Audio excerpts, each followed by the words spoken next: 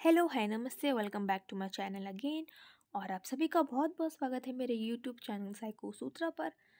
आज हम neuro psychology की प्लेलिस्ट में क्या करने जा रहे हैं, स्पेसिफिक लर्निंग डिसऑर्डर्स के बारे में पढ़ने जा रहे हैं, राइट। इसमें हम पढ़ेंगे कि स्पेसिफिक लर्निंग डिसऑर्डर होता क्या है, इसके बहुत सारे टाइप्स पढ़ेंगे and causes, symptoms and diagnostic criteria according to DSM-5 भी पढ़ेंगे, right. So without any further delay चलिए स्टार्ट करते हैं आज का वीडियो।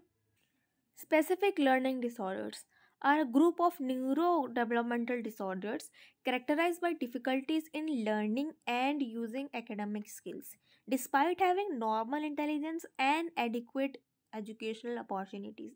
आई नो आप स्पेसिफिक लर्निंग डिसऑर्डर से कुछ और समझ रहे होंगे, लेकिन इसमें एक चीज़ बहुत ध्यान देने की बात है कि इसमें बच्चे की इंटेलिजेंस नॉर्मल होती है, लेकिन वो किसी एक चीज़ में, एक डोमेन में लाइफ के वो कहीं मात खा रहा होता है, हम ऐसा कह सकते हैं। जैसे हमने काफ़ी को देखा होगा कि जैसे अच्छा जितने भी ना साइंटिस्ट हुए हैं, आपने देखा होगा कि स्कूल में वो फेल होते थे लेकिन सिर्फ फिजिक्स में वो फुल आते थे, या सिर्फ मैथ्स में वो अव्वल आते थे और टॉपर आते थे। और ऑटिज़म वाले जितने बच्चे हुए हैं आगे चल के वही जीनियस बने हैं, और जिसके पास स्पेसिफिक कोई इंटेलिजेंस है या स्पेसिफिक लर्निंग डिसऑर्डर जिसको है, जिसमें बाकी एरियाज़ में तो वो नहीं अच्छा कर पा रहे, लेकिन एक एरिया में वो इतने अच्छे हैं कि पूछो मत, ठीक है।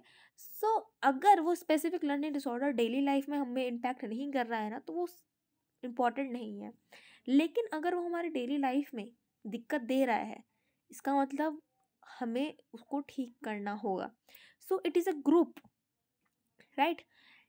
Specific learning disorders are a group of neurodevelopmental disorders characterized by difficulties in learning, learn करने में, सीखने में दिक्कत आएगी और उसको यूज़ करने में, स्किल्स को डेवलप करने में दिक्कत आएगी। लेकिन इसका मतलब ये नहीं है कि उनके पास नॉर्मल इंटेलिजेंस नहीं है या एजुकेशनल अपॉर्चुनिटीज़ नहीं है। वो स्कूल भी जा रहे हैं, उनका एक एवरेज IQ भी है, बढ़िया IQ है, लेकिन किसी स्पेसिफिक लर्निंग एरिया में वो लैक कर रहे होंगे।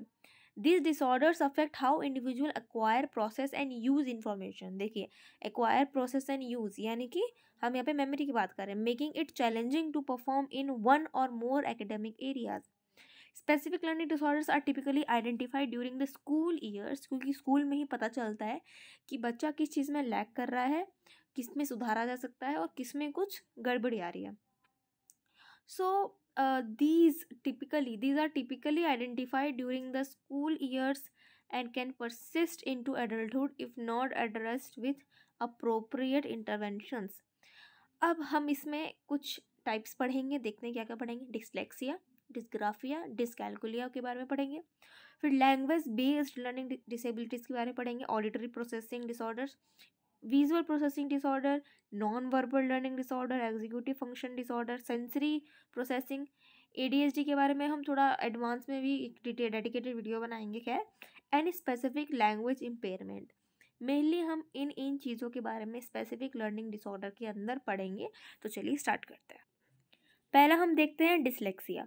डिसलेक्सिया में ना हमें वर्ड रिकॉग्निशन में प्रॉब्लम आती है। डिसलेक्सिया यानी कि लिखने में प्रॉब्लम, हमारी स्पेलिंग्स बहुत गलत होंगी। आई होप आपने ना एक मूवी देखी होगी तारे ज़मीन पे, उसमें उस बच्चे को रीडिंग तो छोड़िए, लिखने में बहुत प्रॉब्लम आती है। वो 3 को उल्टा बना देता है, 6 को 9 बना देता है, राइट। P को 6 समझता है, 6 को P समझता है। So poor spelling and decoding abilities होती हैं, ठीक है। तो अगर किसी बच्चे में क्या क्या दिक्कतें आ रही है, वो ढंग से वर्ड पढ़ नहीं पा रहा है, ठीक है, ढंग से लिख नहीं पा रहा है और समझ नहीं पा रहा है, इसका मतलब उसको डिसलेक्सिया हो सकता है।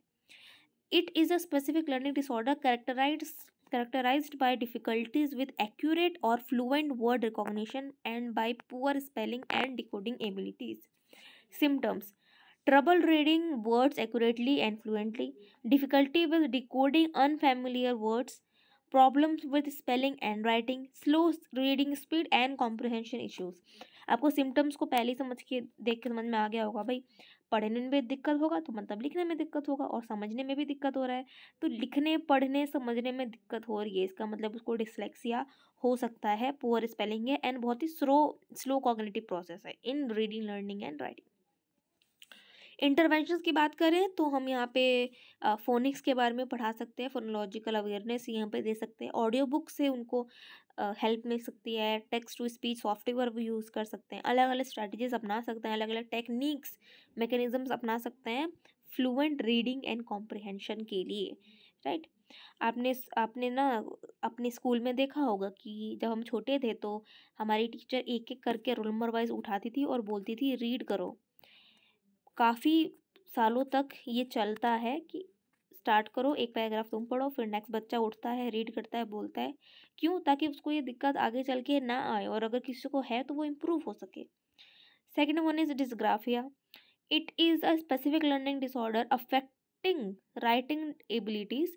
इंडिविजुअल्स विद डिस्ग्राफिया में struggle with handwriting, spelling and organizing word. देखिए, डिसलेक्सिया में तो मैंने सिखा दिया आपको, तीनों था। डिस्ग्राफिया में ना लिखना, राइटिंग राइटिंग यानी कि उसकी हैंड राइटिंग में उसको दिक्कत आ रही होगी, या हो सकता है ना वो स्पेस ज़्यादा छोड़ रहा हो या कम छोड़ रहा हो, राइट?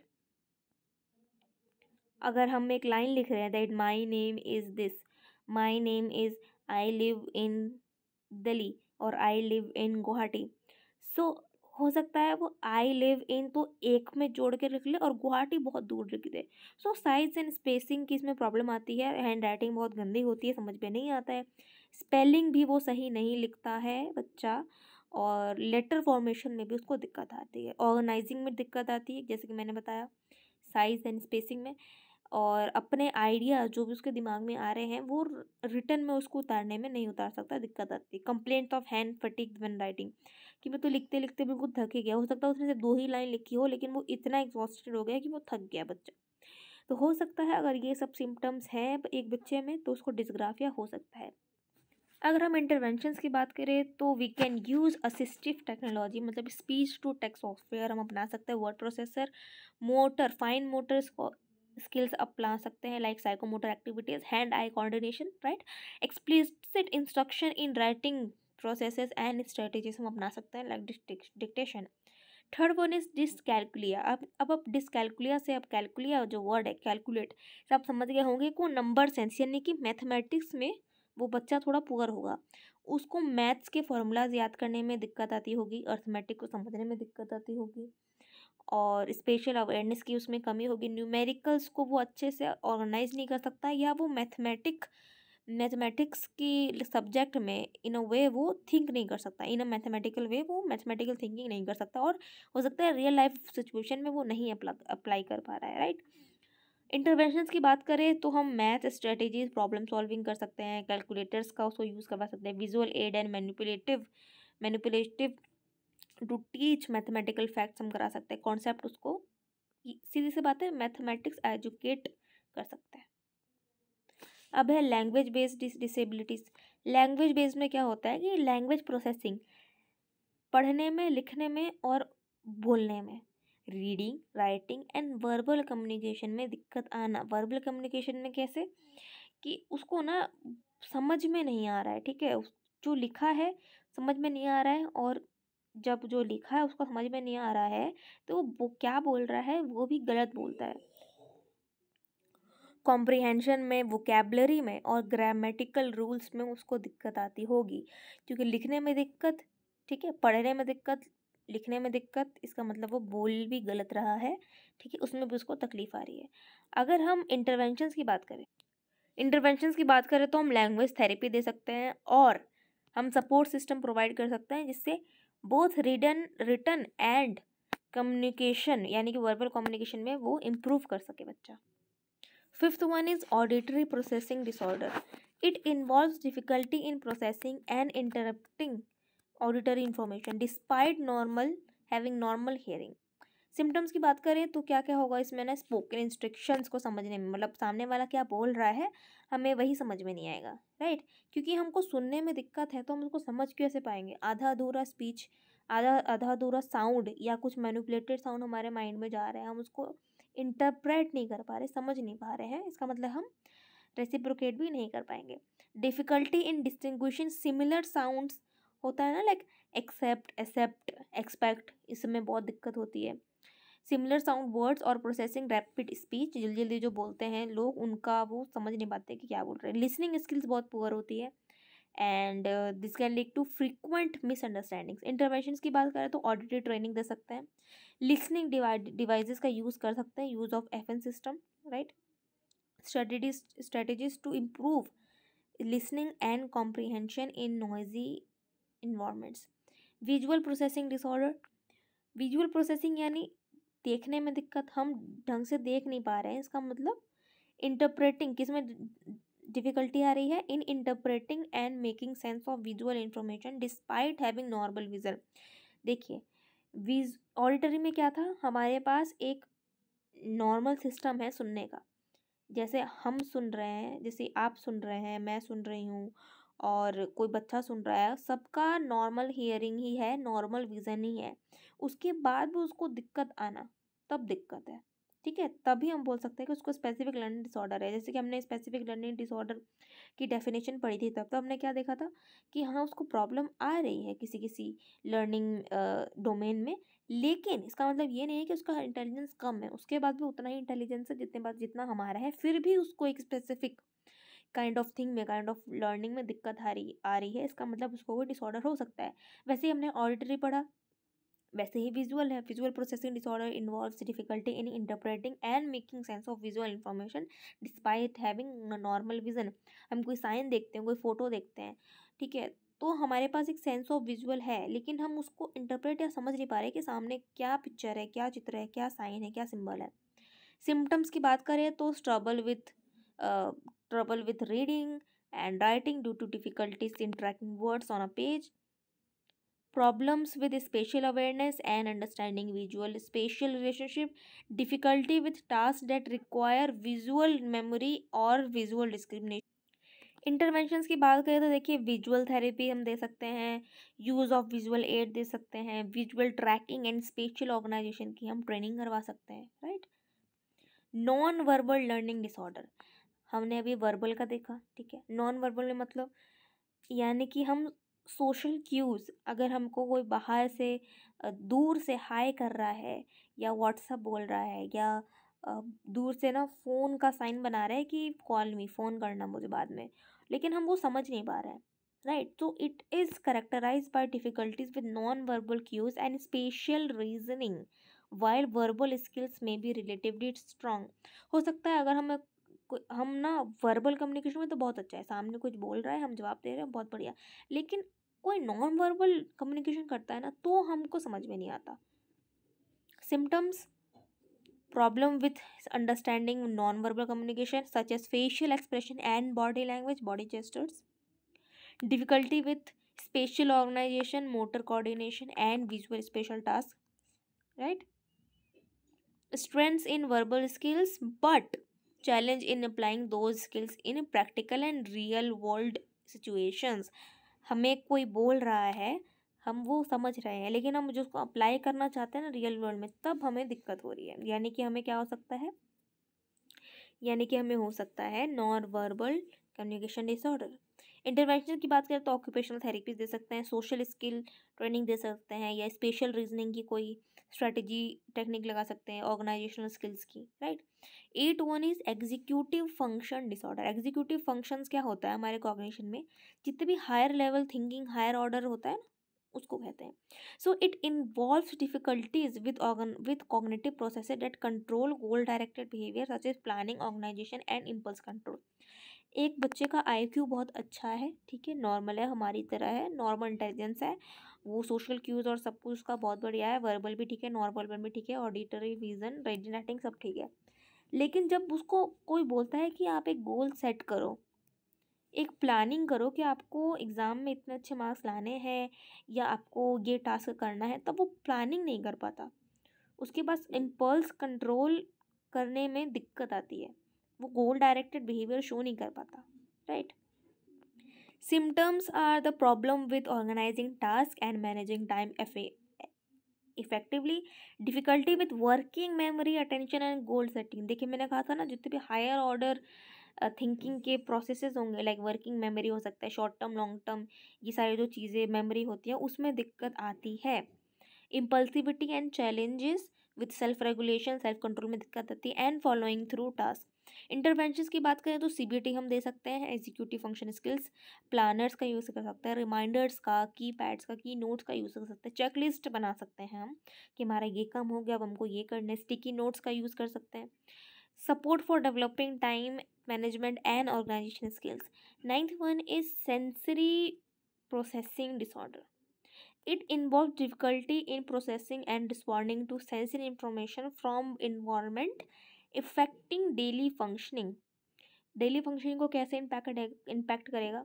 देखिए, दिन भर में हमारा जो हमारे आँखें हैं या कोई भी सेंस ऑर्गन हम ले सकते हैं, आई, नोज़, ईयर, राइट, कोई भी सेंस ऑर्गन लीजिए, स्मेल, नोज, राइट, कितने सारे सेंसरी इन्फॉर्मेशन हमारे पास आते रहते हैं, लेकिन अगर हम उन सबको गेन ही नहीं करेंगे, हम ध्यान ही नहीं देंगे, राइट, हम सेंसरी इन्फॉर्मेशन पे ध्यान नहीं देंगे, तो हमारा काम कैसे चलेगा?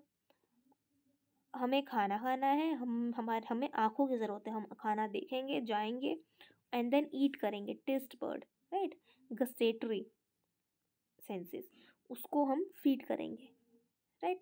तो अगर हम सेंसरी इंफॉर्मेशन अच्छे से परसीव नहीं कर रहे हैं ना, इन्वायरमेंट से ले नहीं रहे हैं, अच्छे से प्रोसेस नहीं हो रहा है, तो हमारे डेली लाइफ में बहुत दिक्कत होने वाली है। ओवर और under sensitivity to sensory stimuli, like हमें लाइट, साउंड, टच, टेक्सचर का पता नहीं चलेगा, राइट। आपने देखा होगा ये डिसऑर्डर ना कोरोना में बहुत लोगों को हो रहा था, टेस्ट वाला एंड स्मेल वाला, olfactory and gustatory. Symptoms में difficulty with sensory integration which can impact attention, motor skills and behavior. Challenges with self-regulation, sensory seeking, avoiding behavior. Interventions की बात करें तो sensory integration therapy दे सकते हैं and sensory environment का modification कर सकते हैं. सेंसरी चीज़ों के बारे में हम पढ़ा सकते हैं, मेडिटेशन के थ्रू भी हो सकता है ये. Strategies for managing sensory sensitivities and promoting self regulation, और हम उसको साइको एजुकेट भी कर सकते हैं. ADHD भी हम कह सकते हैं कि स्पेसिफिक लर्निंग डिसऑर्डर में आता है, लेकिन ADHD पे यानी कि attention deficient hyper activity disorder के ऊपर एक डेडिकेटेड सेपरेट वीडियो बस आएगा 2-3 दिन में, आप प्लीज़ उसको जाके देख लीजिए या प्लेलिस्ट चेक कर लीजिए, ठीक है, अगर आप इस वीडियो को बहुत ही महीनों या सालों बाद देख रहे हैं तो. ADHD is a neurodevelopmental disorder characterized by the persistent patterns of inattention और hyper attention, हम कह सकते हैं. एक बच्चा या तो बिल्कुल ही ध्यान नहीं दे रहा है किसी पर्टिकुलर टास्क पे, पूरा टेंशन है, पूरा कॉन्सेंट्रेशन है, या तो बहुत ही ज़्यादा एक्टिविटी शो कर रहा है, अग्रेसिव बिहेवियर शो कर रहा है, ठीक है. और ये दोनों ही चीज़ें, in attention and hyperactivity, impulsivity, हमारे डेली लाइफ में, daily cognitive functioning, daily life functioning को इंटरफेयर कर रहा है, इम्पैक्ट कर रहा है, ठीक है, सीवियरली, बुरी तरीके से. Symptoms in attention, hyper activity and impulsivity.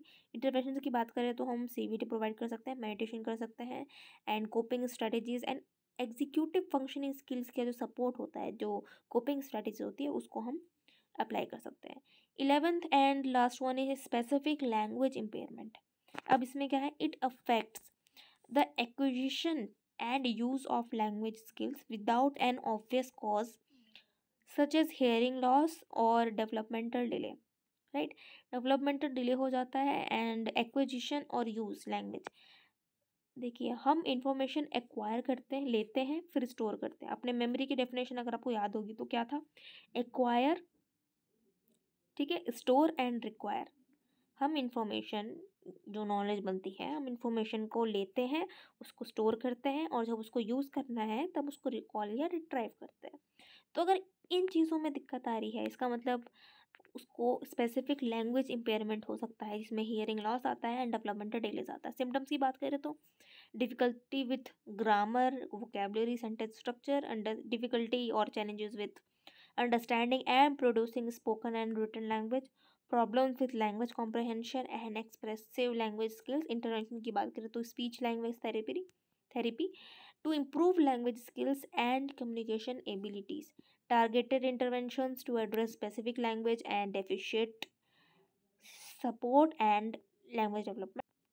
इतने सारे डिसऑर्डर पढ़ने के बाद आपको इसके सिम्टम्स तो समझ में आ गए होंगे कि स्पेसिफिक लर्निंग डिसऑर्डर अगर किसी बच्चे को है, किसी व्यक्ति को है, तो उसकी पुअर मेमोरी होगी, फोकस में दिक्कत आएगी, short attention span, difficulty with reading and writing, difficulty telling time, right, time distortion को समझ में नहीं आएगा, टाइम का जो भी फिनोमेना होता है, कंफ्यूजिंग बिटवीन राइट कौन सा है, लेफ्ट कौन सा है, poor hand eye coordination, delayed speech development, trouble with listening, trouble with following instructions, restlessness, impulsiveness, aggressive behaviour, inability to focus on anything or sustained attention or too delayed attention, difficulty with discipline, inconsistent performance, inability to distinguish between letters and numbers. So thank you so much for watching. I hope आपको आज का video बहुत पसंद आया हो।